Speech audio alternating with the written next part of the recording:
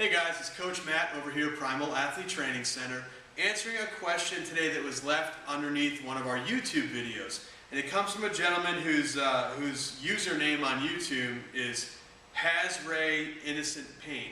And he has a question on grip when it comes to the discus. He says, "Hi, I've been watching your videos. Recently my coach said it will be better if I change my grip from wide to compact grip. The change of grip did help me, but it seems like I cannot really have a strong grip like what I used to have on my wide grip, and I'm having nationals in 4 months' time. So what's the fastest possible way to train my grip and make sure the discus will be firm in my hand, as the change of grip gives my discus a good spin, but since I don't have a good grip, it tends to slip off my hand every now and then?" Well, what it sounds like is happening is you originally had a grip on the discus where your fingers were really spread far apart. That's the way that a lot of people like to throw. They have their fingers spread wide apart and they get a really good grip. Because you have more fingers behind the discus, it's a lot more secure in your hand.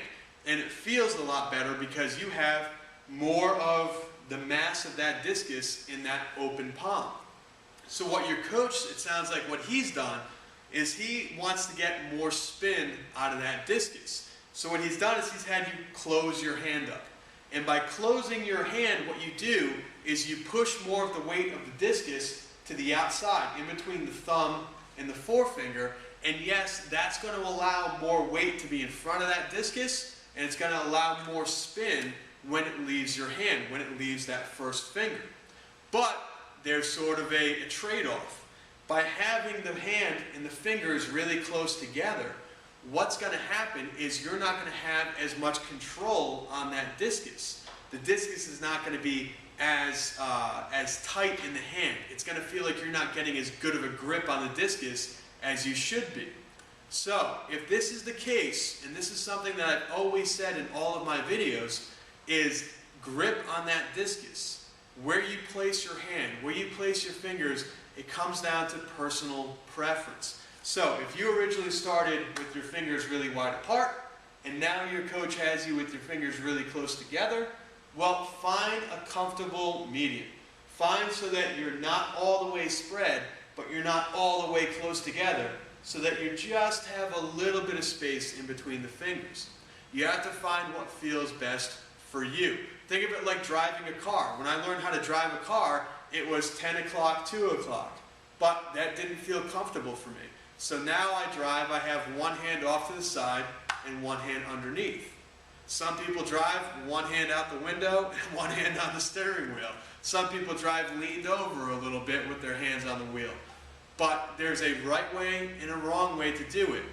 And the right way is what feels best for you, as long as you're still able to release the discus correctly. The wrong way is if the thing is slipping off the hand, if you're not able to get a really good throw, or if your fingers are spread out so much that you're not able to get a lot of spin. So you have to find sort of that happy medium for what works best for you. That's the only advice I can give. You have to get that discus to feel comfortable in your hand. You have to get that discus in your hand the right way so that you're still able to get a lot of spin, and you're still able to get a lot of force and control on that discus. So here we go.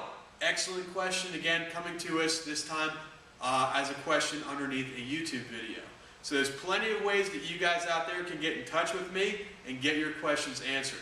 Track season is just a little ways away here. We're at right near Thanksgiving right now. We're a few weeks away. Typically in New England, you're going to see indoor track season start right after Thanksgiving or the Monday before Thanksgiving. So we're right at it here. Track season's right around the corner, so keep these questions coming. The more questions that you ask me, the more questions I can answer, the more people all around the world are going to watch these videos, and more people are going to get helped out with problems that they might be having right now.